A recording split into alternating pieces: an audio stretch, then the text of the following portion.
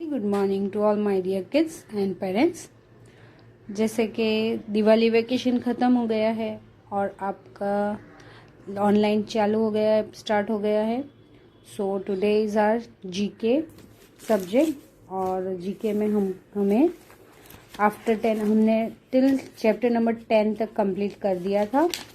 So today we are going to continue with our next chapter. It's not a chapter, it's a kind of exercise only. Keeping water bodies clean. Water bodies किसे कहते हैं?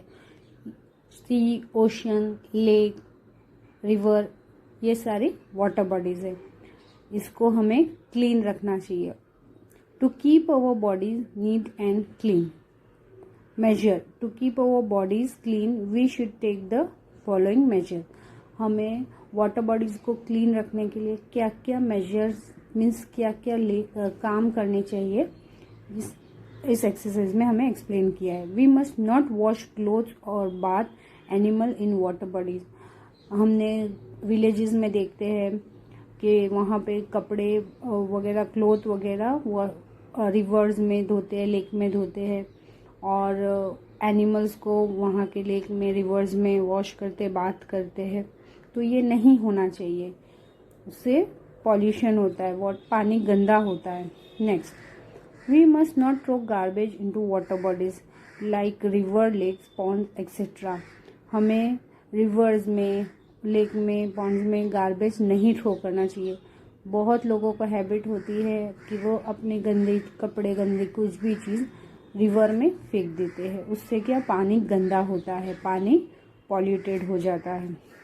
Next is, we must clean the waste water from the factories before letting it flow into the water bodies. Factories का गंदा जो chemical वाला पानी होता है, केमिकल वाला जो वाटर होता है, वो डायरेक्ट रिवर में जाता है, जिससे रिवर में पॉल्यूशन बढ़ता है. वो केमिकल वाला होता है, उसको पहले क्लीन करके फिर जाना देना चाहिए. तो वो क्या पानी में पॉल्यूशन, पानी में गंदगी नहीं आएगी. Next is complete the word puzzle.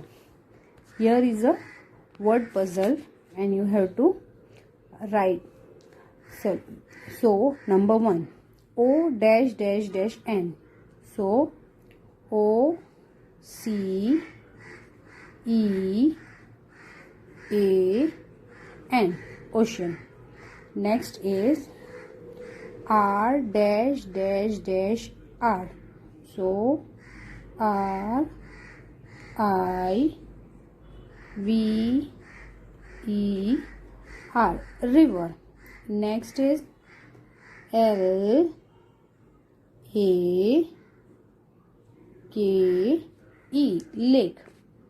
Next is P O N D, pond. And last is S E A C. Okay, so this exercise you have to complete on page number 22. Next is chapter number 11, our neighboring country. Here is the Indian map. हमें अपनी neighbouring country, India के neighbouring country कौन सी है, यह यहाँ पे हमें mention करना है. So look at this map on page number 23. आपको आपकी जीके बुक में पेज नंबर 23 पे एक मैप दिया हुआ है. वहाँ पे आप देखो, वहाँ पे कौन से कंट्रीज हमारे नेबरिंग कंट्री है. नेबरिंग कंट्री मीन्स पड़ोसी देश. सो इन वेस्ट साइड में कौन सी नेबरिंग कंट्री आती है? So first is Afghanistan. West side means आपका जो बुक आपने अभी खोला है, आपका लेफ्ट साइड पे वहाँ पे देखो अफगानिस्तान एंड पाकिस्तान लिखा हुआ है. Number 2 is Pakistan. So in west Afghanistan and Pakistan. In north means top part of India. So वहाँ पे कौन से नेबरिंग कंट्री आती है? So first is China. First is China and the next is Nepal. Now the next is in East. In East, which neighboring countries are there? So in East, the first is Myanmar. The first is Myanmar and the second is Bangladesh. In South, South means bottom part. Which country comes? Sri Lanka, and number 2 is Maldives. Okay, so this exercise you have to do in your GK book. I am giving you in your worksheet. Okay, page number 23, our neighboring country. Going to the next chapter, Port of India. Port of India. आपने देखा होगा railway station, airport, तो वहाँ पे railway station पे क्या आती है? ट्रेन्स होती है. एयरपोर्ट पे क्या होता है? प्लेन्स होते हैं. Ports means port of India, वहाँ पे शिप्स आती है. शिप, वहाँ से शिप जाती है, आती है. जैसे हमारे ट्रेन से ट्रांसपोर्ट होता है, इसी तरह शिप्स के थ्रू जो ट्रांसपोर्टेशन होता है या शिप्स का जो डॉक होता है उसको पोर्ट कहा जाता है, और वहाँ से ट्रांसपोर्ट होता है कुछ भी, मीन्स सामान वगैरह, कुछ भी थिंग्स, तो उसको पोर्ट कहा जाता है. और इंडिया में टोटल 12 मेजर पोर्ट्स है. इंडिया में कितने हैं पोर्ट्स है? 12 मेजर पोर्ट्स है. And here are some pictures in your book also, page number 24, chapter number 12, Ports of India. So start with number 1. It is the busiest and the biggest port located in Maharashtra. ये port Maharashtra में और वो सबसे biggest port कहा जाता है. And that is located in Mumbai port. It is known as Mumbai port. Number 2 is, this is the main port of Karnataka. Karnataka में इसको मेन पोर्ट कहा जाता है and its name is New Mangalore Port. Number 3, this is the natural harbor of Kerala. This is the natural harbor of Kerala. Kerala में ये है और इसका नेम है कोचीन पोर्ट.